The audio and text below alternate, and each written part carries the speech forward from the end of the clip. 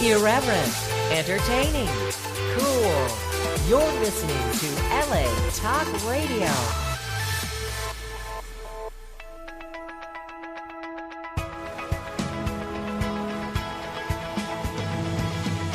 You're listening to Question Reality with Priscilla Leona, right here on LA Talk Radio. Hello, and welcome to the Question Reality Radio Show.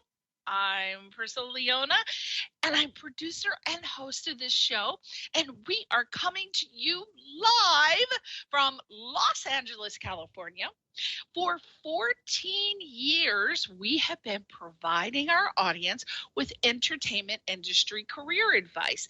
Now, this show is for you if you're questioning your career reality about pursuing a career in show business, or if you're already working in the entertainment industry and you just need some tips, advice, or resource information on how to elevate your career status.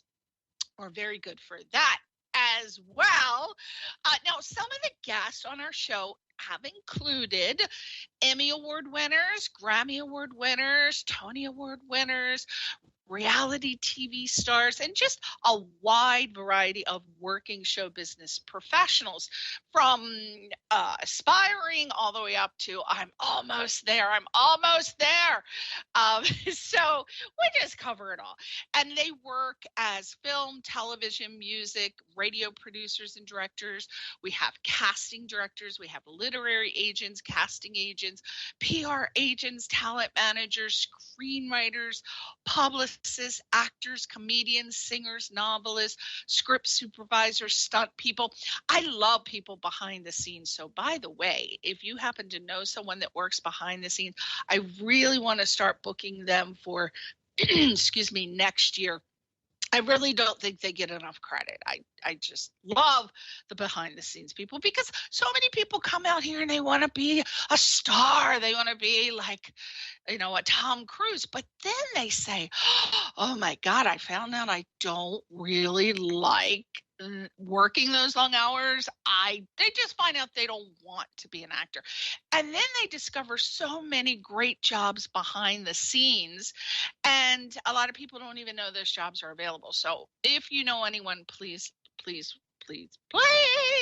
have them email me. We also have celebrity makeup artists and always entertainment attorney we bring on every year. Now, if you missed any of our shows, here are the 3 ways that you can listen to them. All 14 years of listening to me. You will definitely need one of those little nano hearing devices at the end if you listen to all 14 years. Yes, my voice is quite shrill. I'm from the East Coast. We all talk loud and fast. We think fast, talk fast. Everything is super speed. Okay, so if you missed any of our shows, you can, one of the ways is free mobile app. We're on the App Store, the Google Play Store. Number 2, all of our shows are on iHeartRadio, iTunes, Amazon Podcasts, Google, Audible, Stitcher.com. And third, you can listen to us right from our archive page, which is right on the website you're listening to us on now, latalkradio.com. So you just look for the show title, which is Question Reality, or you can look for my name, Priscilla Leona, under the host tab. And there you go. We're all there, all 14 years. And what's great is that I have it broken down by not only the name of the person and their title, but also their website. So you can go there directly and check them out. Now, we ask you for a favor. We kindly ask you that you please subscribe to our podcast via Apple Podcasts, and please give us a like and follow on all of our social media pages. We're on all of them: Facebook, Instagram, Twitter, LinkedIn, YouTube, under my name, Priscilla Leona. Now, briefly, I talk about this every week, but it seems like I just can't. I run into people still don't really get this. Okay, so I'll give you a tip right now. All the experts will tell you. You know, if you've been listening to the show for a long time, the casting directors, this is their main pet peeve. They meet somebody at a party, an actor. They're like, oh my God, this person, I really want to bring them in for an audition. The person, business cards are like out, right? Nobody really carries them anymore. So they are trying to go by remembering the person's name. Not all the time do they remember the name, but usually casting directors have a great memory, so they can. But one of the pet peeves is that you have on your social media sites, you have not properly branded yourself well. A lot of people work so hard, but they don't work smart, right? And one of the first things you want to do when you're starting your career, because if you're an actor, a director, a producer, you're an entrepreneur. You got to think about yourself like that.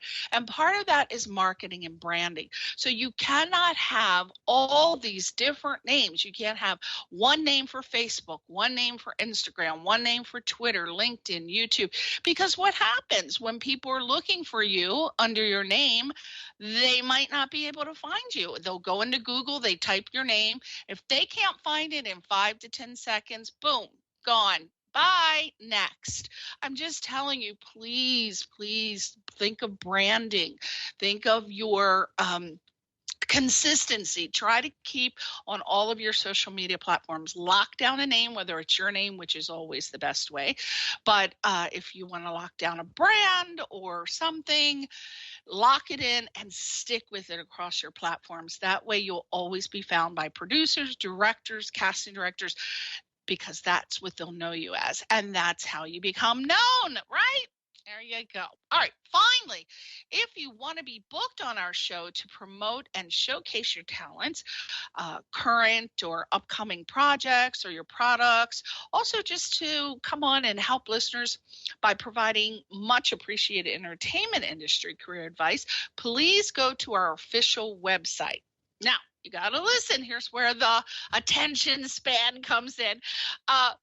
It is questionrealityradioshow.com, not the website that you're listening to us on now, which is obviously latalkradio.com. This is the website where we air the show. So again, go to questionrealityradioshow.com, and this is where you can see our annual guest schedule, and you might want to go there and take a peek at who the upcoming guests are and check out their sites, so you know, yeah, I'm interested in this career, this is a show I want to listen to find out some tips. So to submit and be booked on the show, just click the contact link. It's really easy and short. Just need your name, email, title, and website, and there you go. Now on to the more exciting aspect of the show, the guest. Okay, so now this gentleman, his name is Dave Reda. I hope it's Reda, not Reda. He will correct us in a minute. He is a horror film director, screenwriter, and let me tell you, boyfriend is easy on the eyes. I'm telling you, he's a little hottie. You know, I try to only book the hot guys on the show. I know that's terrible, but I'm just telling it like it is. I just like the hot men. You know, I like my boy toys. All right. So, but anyway, this guy was referred to me by a wonderful gentleman named Joe Williamson. I believe he is his PR agent or publicist. I'm not sure. We're going to find out again. But I read the brief bio that he sent, and I said, oh, I got to have this guy on my show. So let me tell you a little bit about him. Dave Reda, or Reda, he is also known as Zombie Dave. And he has taken the horror film festival circuit by storm multiple times with films that include, and I love the names. I don't know if he was specifically in charge of coming up with these names or if it was someone else. It depends if he directed, screenwriter, you know, it just depends on the touch. But listen to the names of these projects. Okay. Bit Parts. Now we're thinking horror, right? Perfect name for a horror movie, bit parts. I'm surprised that an A-list studio hasn't snapped up on that name for a movie. The Horror of Our Love, My Undeadly, Rotting Love, and his latest short film is entitled As Good as Dead. Now, I like that. Very catchy play on words. We've said that, right? At least one time in our life. This is another one of his must-see movies. Now, if you love the 80s, now, you've been with me 14 years. Who loves the 80s more than I do? No one! The higher the hair, the closer to God. 80s music. I swear my husband, it drives him crazy. I listen to 80s music every single day of my life. I don't know what anybody else could possibly want to listen to. But a lot of 80s music in this film and lots of people eating, and I'm going to put quotes on there, brain food. Ooh!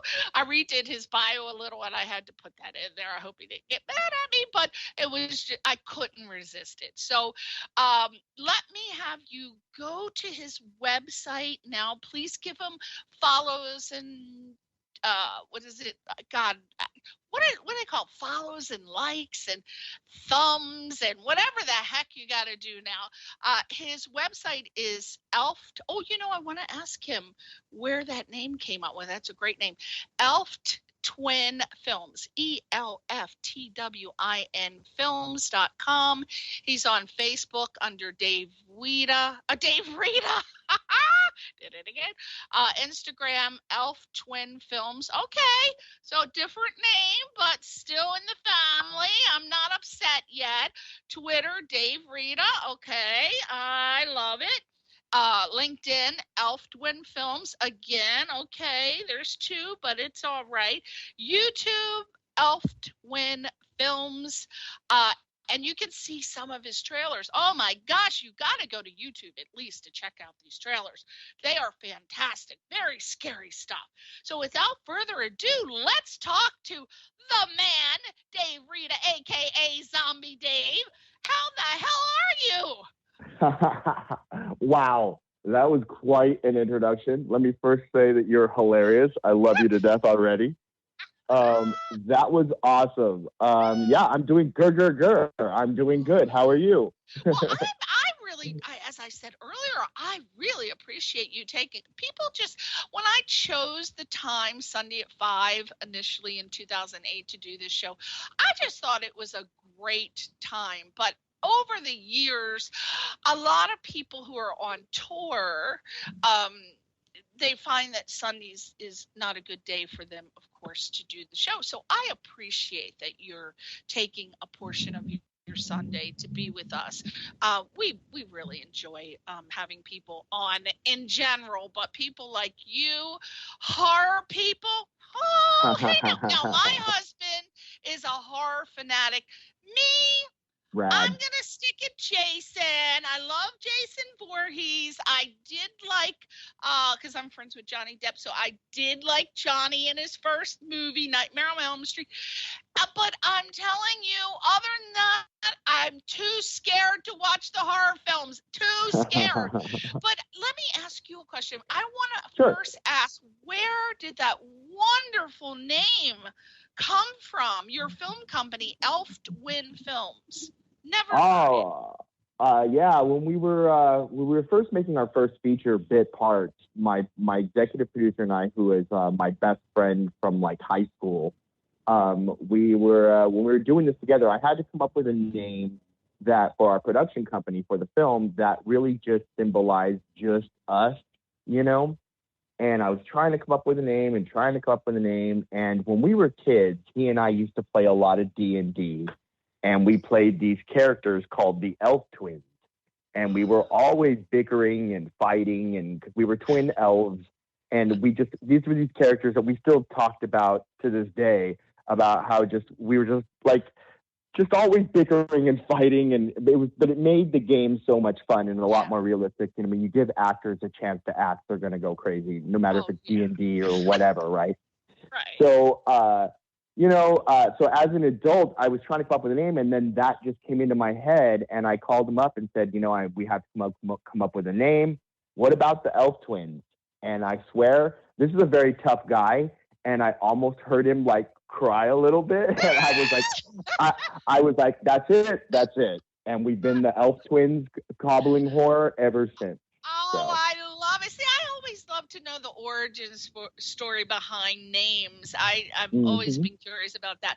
There's always a great story. I don't care who you are. Even the worst name has a great story. Oh, yeah. What's cool is our logo, too. Our logo shows the twin elves.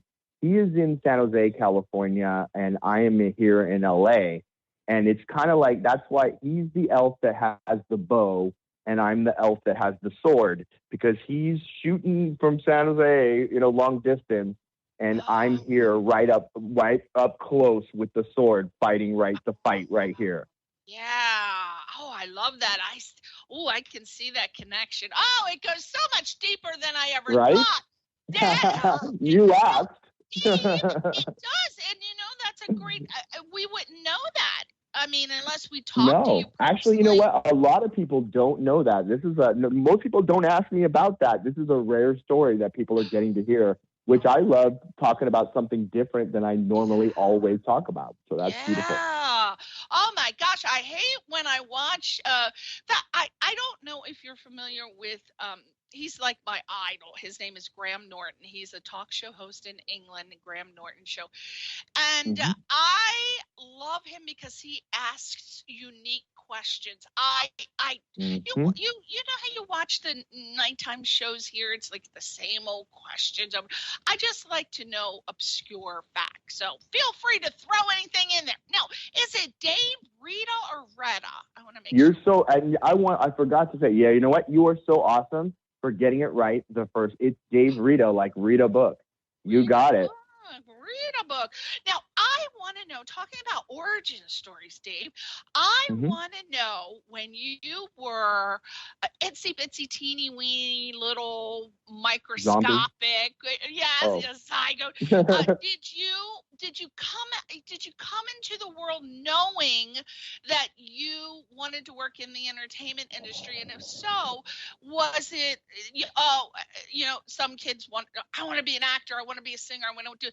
Did you know that, or is this something that happened later on? And when was your moment where you said, that's it, I've made a decision, I'm working in entertainment?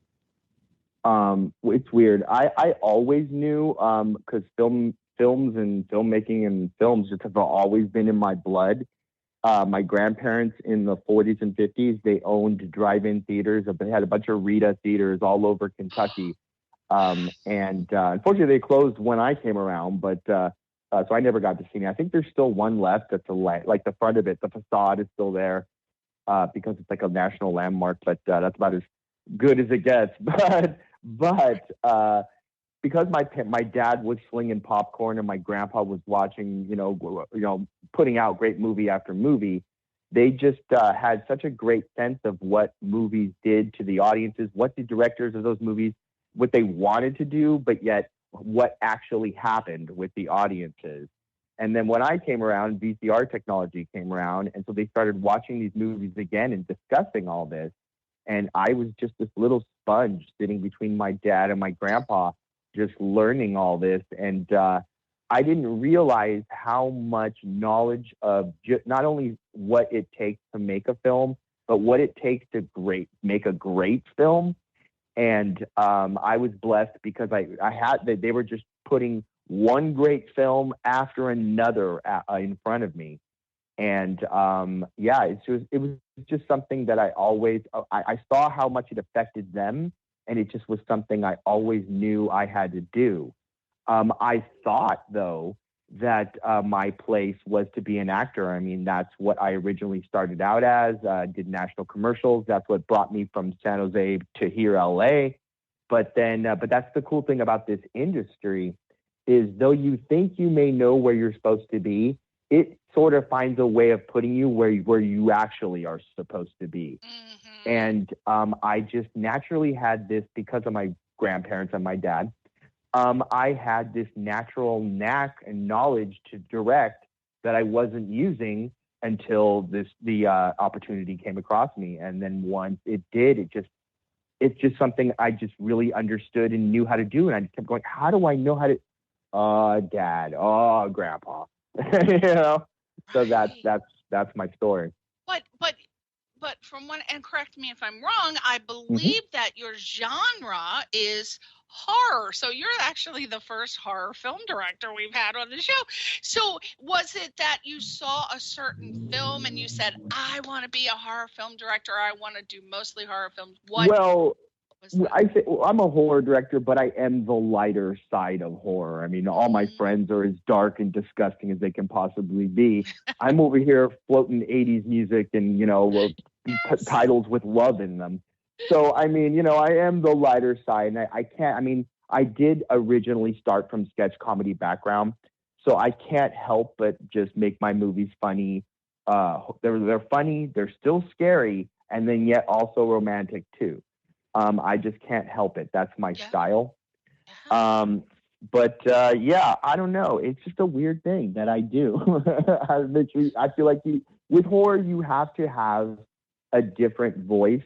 Otherwise, you get lost in the bloody sea of what everybody else is doing.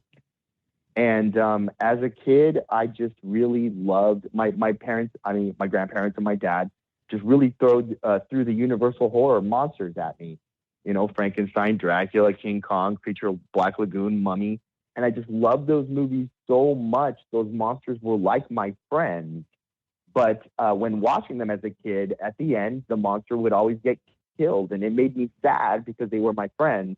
And then once I started being a filmmaker, I realized I could change that. And that's why in my movies, my monster gets the girl at the end. So what movie that mainstream would have seen that closely resembles your idea of the perfect horror movie? Oh man, there's so many, but one of the best examples I think is just Shaun of the Dead. Because it's so many movies. I mean, that my movies are this. I try. I'm not trying to say I'm anything as cool as them, but I do attempt many things with my movies, and I feel like they did the same thing. If you look at Shaun of the Dead, it follows the rules of a romance picture. It follows the rules of a buddy picture. It's an adventure. It's a horror. It's a comedy. It's so many different movies in one movie, but none of it gets confusing. It's so well balanced. I mean, you get something really, really heartfelt and dramatic, and then right afterwards you get a scare, or right afterwards you get a really good belly laugh that you need. It's just so well balanced, and that I think is what makes the strongest horror movies. I feel the strongest horror movies have elements of comedy, they have elements of horror, and there is that romantic angle. I mean, and it's balanced. It's not one thing or the other. It's not like Twilight where it's just all romance, or or all bloody horror, as disgusting as you can possibly be. It has to be balanced, and that movie does it expertly well. Yeah. Now, off the top of my head, Shaun of the Dead, I know I've seen it. Is that the one with Simon Pegg? Yes. You can't go. You could put him in anything, and it would be great, so good, right? though. So good. Oh my God, amazing. He's fantastic. He's just a genius. I just love Simon Pegg. Now, what if you could? I hate to ask this because I know, again, there are so many choices, but if you had to cast your dream actor, like obviously for me it would be Simon Pegg if I were a horror film director. So other than Simon Pegg, if you could cast your lead actor and actress, who would they be? I mean, I can't even. I mean, that's the thing is. I can't even answer that. It's hard to narrow down because, no. For me, I write, like you were saying something about my titles. My titles do come from me because I write. The only movie I didn't write was Bit Parts. That was written by John Rosenberg, but we still all came up with the title together. But my other movies, I write, And so when I'm writing, I a lot of times, especially now that I've been able to do more movies and I'm able to get the kind of talent that I want to work with, I actually will write for someone in mind for that particular project. So it sort of depends on the project that I'm doing and I'm writing for, that I would want the dream actor for that project. Do you know what I'm saying? Mm-hmm. Mm-hmm. So nobody off the top of your like back in the day, everyone would have said Vincent Price, but I mean that's what I mean. Well, I mean, are you saying all so time? Hard. But are you saying I can use anybody all time? Yeah, let's just pick anybody in the history of movie. Who would you pick, dead or alive? I would have loved to work with Jimmy Stewart. I would have loved to work. Jimmy Stewart in a horror movie would be so awesome. I mean, I know he kind of did one with Vertigo, but I mean, I just like a modern. I mean, I don't know. I would love to use Jimmy Stewart because I'm a weirdo. I'm such old school. James Dean, I would love to have directed. Yeah. You know, I mean, see that. And then Marilyn would have been fun too. I mean, you know, I mean, there's so many people that I would love to put them in horror movies that you don't normally expect. And that's kind of what Alfred Hitchcock did with Psycho, and why it succeeded so well was because, you know, he's just, you know, spinning people. That's what I like to, people don't always know what I'm going to do. And that's one of my favorite things is people go, well, what is Dave going to do now? How is he going to get himself out of this one? And using actors like that adds to that element. And I mean, there'd be so much fun. Okay, so your latest horror film, it's called As Good as Dead. Great title. Mm-hmm. Another one. Tell us what it's about. Or if you're, I don't know if you're in it, but if you are, who your character is. Okay, so what is it about, and why should we, as an audience, want to see the film? That's a great question. Yeah, actually, this is one of the few movies that I made that I'm not in. I really wanted to prove that with this film that I don't have to be in front of the camera to direct a movie. And it actually was really fun to get to be behind the camera and just be behind the camera and because a lot of times when you're in front of the camera, you're calling a shot, you cross your fingers and hope the DP is getting it right. This time I was able to sit there and watch that monitor and make it happen. However, one of the hardest things for me was watching the monitor instead of watching the actual live action, because I'm just so in that world normally that I kept finding myself watching the live action instead of the shot that I was making, which is important. But As Good as Dead is the latest one, and I love this movie because the way I used to describe more about it, and then I realized all I had to say was that it's got 80s music and zombies. What's not to love? And everyone goes, I'm in. 80s music and zombies, I'm in. Whoa. And that is the best way to describe it. It is so much fun, and it is definitely within my horribly sweet style. Let me ask you, when you're let's talk, because this was a question that came up when you are doing a movie and you're using, say, 80s music, for example. You have to people have asked me, and I know the answer to this, but I want to know what your process was.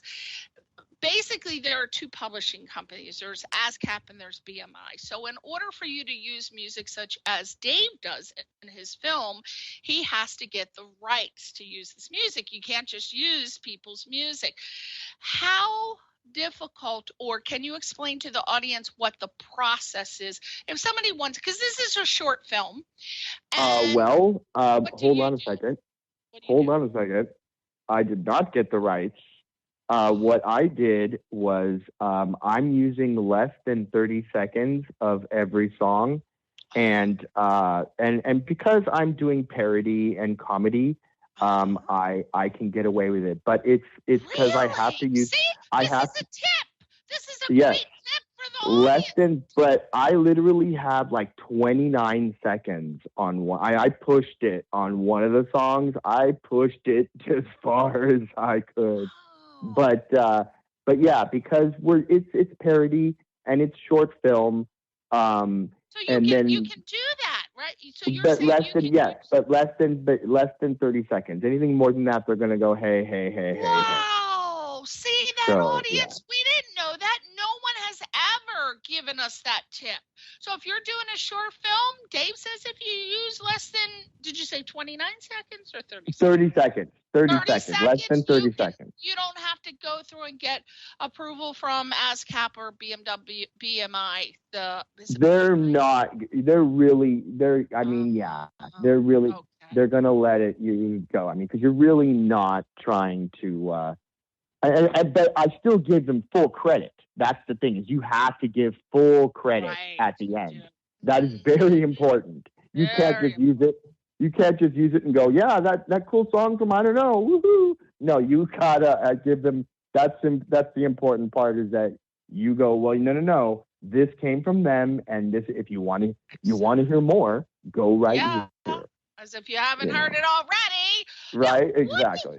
Dave, let me ask you, what, in your opinion, what are some do's and don'ts of pursuing a career as a horror film director? Because it's very different than pursuing a career as a rom-com director or, an action. There really is a difference, people. Just because you're called a director, it really is. Tell us, what are some of the do's and don'ts of pursuing that?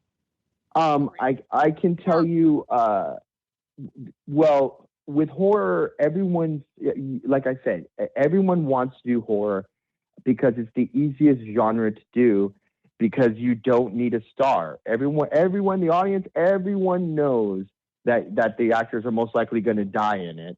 So it's the one genre that you can get away with doing when not having a star in the movie, and it's still succeeding. So that is really, really was why horror is such a draw, because it seems like it's so easy to do. However, if you're just doing telling the same zombie story, telling the same vampire story, telling the same horror story, slasher story, whatever, that's been told over and over, you are just going to get lost in the bloody sea of what everybody else is doing. You have to have your message. You have to have your voice. Back in the 80s, horror became very like the effects that we got and the things we were able to use in horror movies, it just turned a whole new level, and it was like a new toy, and everyone got really excited about the coolest effect or the coolest blood effect or whatever. In 2022, we're back to, but can you use all those cool effects and tell me a good story?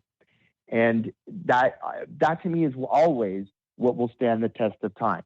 If you're telling a good story first, that is the most important thing to focus on. I mean, it sounds like, I'm sure everybody says it, and you've heard it 1,000 times, but it is really what will set your movie apart, your own voice and telling a story.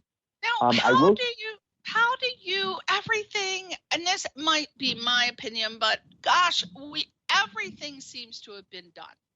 How do you come I love that you say that, because every time I did a movie called My Undeadly with the lovely Michelle Tomlinson, actually, which I believe you had on your show. Last week, yes. There you go. That movie, it's a zombie movie, and everyone knew, I'm Zombie Dave, and everyone knew that I was going to make a zombie movie, and then when they heard that I had written a movie for Michelle, everyone knew that it was going to be a zombie movie. That made me so frustrated that I did something. If you haven't seen the movie, I'm not going to spoil it for you and say I did something that people did not expect with that movie.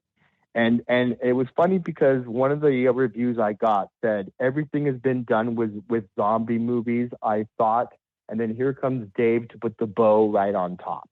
And that is exactly there is always something new. There is granted, it's not easy. It's not hard. You have to be creative, especially with zombies, now more so than ever. But there is always something you can do. I want to ask I want to ask your opinion because, again, my husband loves the horror movies. I'm not so much. But what I got confused with, Dave, is The Walking Dead. So he tried to turn me on to The Walking Dead. But then I see them. They're moving so slow, right? But then I watch something like Resident Evil, and those bitches are booking 250 miles an hour. They can run. How is that explained? I mean, how is it that they can make it? Please help us. Being a zombie, the only way I can explain it to you is I actually train my zombies to walk the way George Romero had them walk, which would be Walking Dead style, slow, rickety. But mostly because my zombies are all torn up. So I believe that the only way I can justify it, I prefer my zombies slow. But the only way I can justify running zombies is if you were recently bit and died and then came immediately back as a zombie, you're not nearly as deteriorated as all the other zombies. So I believe you might still have a little speed on you. If you are rising from the grave, crawling out of a grave, and you've been in the grave for 100 years, and you're practically bones and it's all deteriorated, exposed skin, and you're crawling out of the grave to run. If you ran the 40 in 2 seconds, your bones would fall apart. Yeah. So that's why they move slower. So that is the only way I can justify it. That is so good. I really like that because I didn't even think about that, because that's one of the reasons I told him I can't get into it, because they're running and then they're not running, and like, what, make up your mind. If they go slow, you can beat the hell out of them. Why? You can, take time to have a cocktail, beat them, but the running ones, that's more scary. Well, that's what how Ramiro made it scary to me. That's what made it so brilliant, is like one zombie is a joke. One zombie moving slow, you can run around him, punch him in the face, and he'll just try to get you, but it's slow. It's just, 3 or 4 zombies, it's not a joke. It's kind of a problem, but you can still run around them, get away from them, shoot them in the head, whatever, not a problem. 300 zombies all in a circle. You're in the center, and they're all surrounding you, slowly, making that circle around you get smaller and smaller and smaller. Now tell me that's not scary. Ooh, okay. Yeah, I hear you. I got it. You got it. So Dave, how does a horror film director like yourself, how do you successfully market and network yourself professionally? Because, obviously, actors like to market, they have to market themselves to directors and producers and casting directors, and then directors market to producers. And so you, as a horror film director, where do you go to get your work? Like, what do you do? Well, luckily nowadays there is so many different avenues to pursue than there was back in my day, when there was Blockbuster or those shelves at Borders, and that was it. Yeah. Nowadays there's so many. There's so many online. There's horror channels devoted to just horror now. Everybody's screaming for content, which is great. You can self-distribute. You can do all these things. But what helped me was I accidentally branded myself in 2010 with being Zombie Dave. Back in 2010, everybody was on Facebook. There was no Instagram and all this other things. And back in 2010, I was running my film Horror of Our Love through the festivals. I had a break for a month, and I was like, well, what am I going to do? I've been promoting hard, talking all crazy, and then I'm just going to do nothing for a month and then come back, and because I had a festival, it's like 3 festivals right afterwards. So I'm like, I can't just not talk for a month. So I came up with this idea that the joke was that I was the zombie apocalypse started here in LA. I got bit. I was patient 1. And then because I had filmmaker friends, because I've been doing these festivals all over the country, they were all posting these little 30-second videos, or 30, not even 30 seconds, like just these little videos of Zombie Dave sightings all over the country for a month. And then my film company was chasing me down, trying to capture me. And then ultimately the plan was they were just going to capture me, reset me, make me fine again. And then I was just going to promote like nothing happened. But then right at the end of it, that's when my Facebook blew up, and people, I could tell, they just really wanted me to be this zombie Dave. So how the story went was Elfwin Films captured me, and they healed me enough that I can make movies and talk and function in public, but I'm still a zombie and they got to feed me brains. But what do they care as long as I can make movies, right? Right. So that happened in 2010, literally 6 months later. So everything zombie was on my wall. Everything zombie, zombie, zombie. 6 months later, Walking Dead came out. The world went zombie crazy, but everything zombie had already been on my wall. So it's like I was already surfing this wave, and then this tsunami came. And I just rode that one. Yeah. And then it was like 2 years later, I was standing in front of an audience, and I was like, and my thing is Zombie Dave, grr. That's grr is my trademark thing. And trademark, I love that. Anyway, my thing. And I 2 years later, I was doing a convention, and I was thinking to myself, I'm tired of this zombie stuff. I just want to be Dave Reda. I'm a filmmaker. That's what I do. That's who I am. And they introduced me as Dave Reda. I walked on the stage and I looked at everybody and said, "Hi, my name is Dave Reda." And I was just looking at all these vacant faces. And then I went, "Also known as Zombie Dave." And half the audience, I watched them smile and heard them grrr back at me. And I looked at them and realized at that moment, I was like, you either fight this or you embrace this. And right there, I embraced. And honestly, what I've learned to this day, now here we are in 2022, there are filmmakers out there, some of my friends are better filmmakers, make better movies, and people don't even know them. They know me because of stupid Zombie Dave, grr. So the branding became so important, and having something that people can connect to you became so important. And that's why I luckily became Zombie Dave right when I needed to be. There you go. Branding, as I said, branding. It really is everything. What do in today's world. What do you think is a horror film director's kryptonite?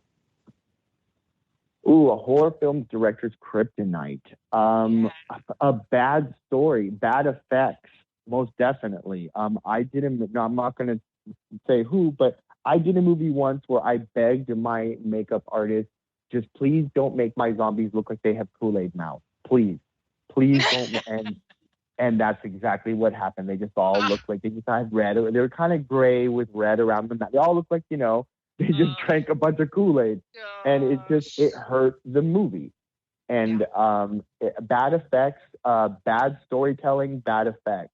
That is definitely, that will definitely be the first reason why, unless you do it so bad.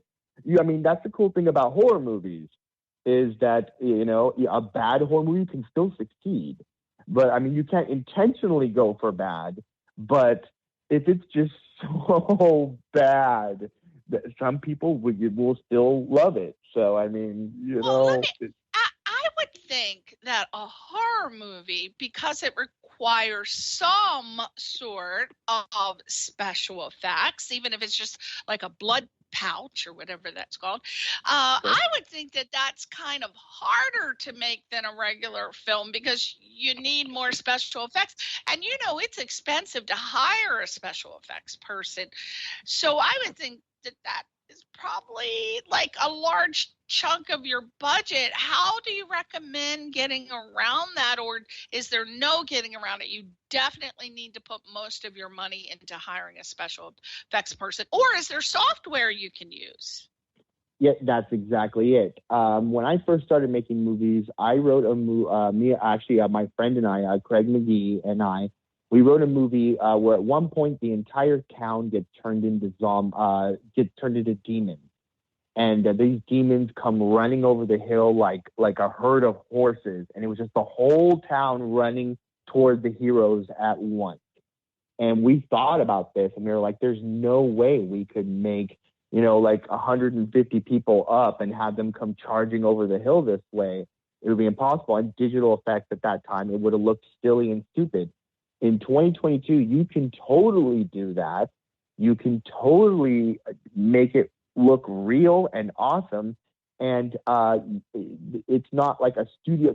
You can do it on your home computer. That's what's amazing about effects nowadays. I mean, people right now, some of my friends are doing effects. Like, do you ever see that Tom Cruise movie, Minority Report? Oh yeah, one of my favorites. You know where he's floating the things in the air and yeah. My friends are doing these movies with these effects, and they're doing it on their home computer, and it looks exactly the same quality. So they have. What software would you say that? Unfortunately, I'm not an effects guy, so I don't know. Okay. That's why I hire awesome people that I go, please make it look this way, and they do. Oh, good.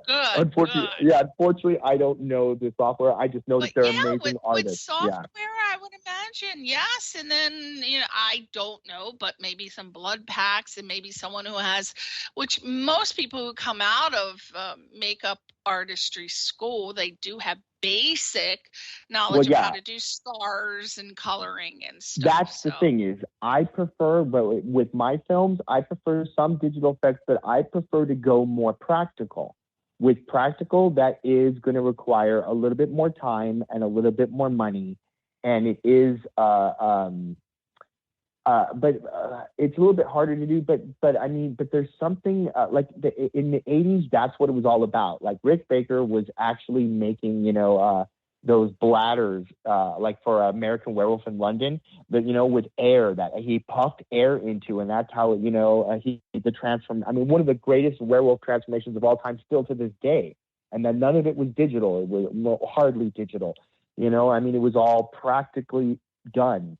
And I still believe that doing things practically gives your movie this level of, it just takes it to another level. People respect that, and they see it and they feel it. And that's the best I can say with Absolutely. That. Now, we've got 3 minutes to go. I know, fun time.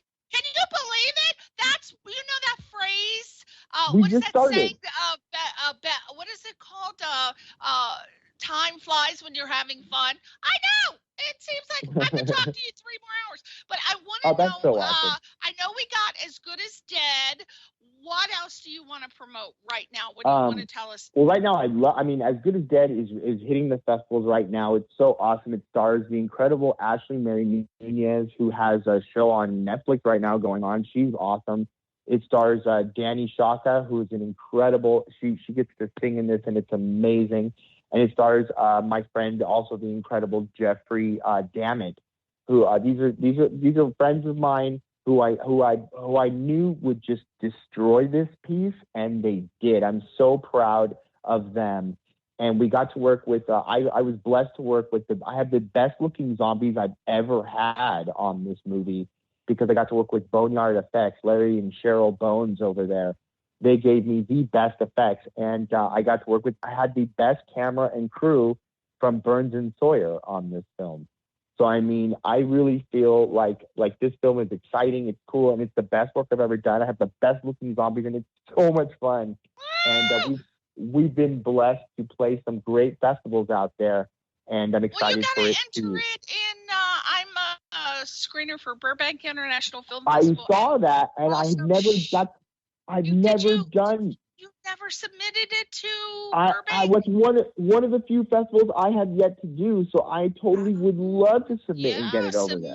That would be a blast. Also, right now, I'm also a screener for something called Show Low Film Festival, and I think, again, different people do different things. So I don't know what the deadline is, but I know I'm still screening, so I think it's in August. So try to get it in there. I'll make submit sure you today. Put a note that. What about Burbank? Burbank's over. They usually will be doing I know. Burbank usually we do our festival in September, so we're about to. And every year we show all of the films at AMC in Burbank. I remember I was at Dances with Films when Burbank went this year. That's why. Yeah. Well, get it in. Try it next year. Send me a Yeah. note. Well, we did dances last year. We'll do Burbank this year. That's right. Do Show Low for sure. That's a really great festival, too. Oh, send me a link and I'll submit today. I will, my friend. Well, thank you so much for being on the show. You got to promise to come back, Dave, so that we can find out what happened to As Good as It Gets. As Good as Dead. Good as dead. Everybody wants to call it As Good as Gets. As Good as It Gets, yeah. No, I mean, I can't thank you enough for having me on. And Joe Williamson's so awesome for getting me to you. And he's so incredible, such a great guy. I can't say enough about him. He's, I love all you guys. Thank you so much for having me be a part of the show. That's right. Now, everybody go and check out ELFTWINfilms.com. Dave is on Facebook under Dave Reda. He's on Instagram under Elf Twin Films. Twitter, Dave Reda. And you gotta, again, go to YouTube and look at these films. They are great. I subscribe to him. Sweet. Yeah. We have the Elf Twin Films page on YouTube. We also even got, we just started an Elf Twin Films thing on Twitch. We're everywhere right now. Yeah, you are blowing up, boyfriend. Woo! Well, we're trying to be. All right. Well, thank you, sweetheart. You contact me anytime you want, and let's follow up with Let's find out what happened. As Good as Dead, and we'll continue, okay? Say goodbye to your fans.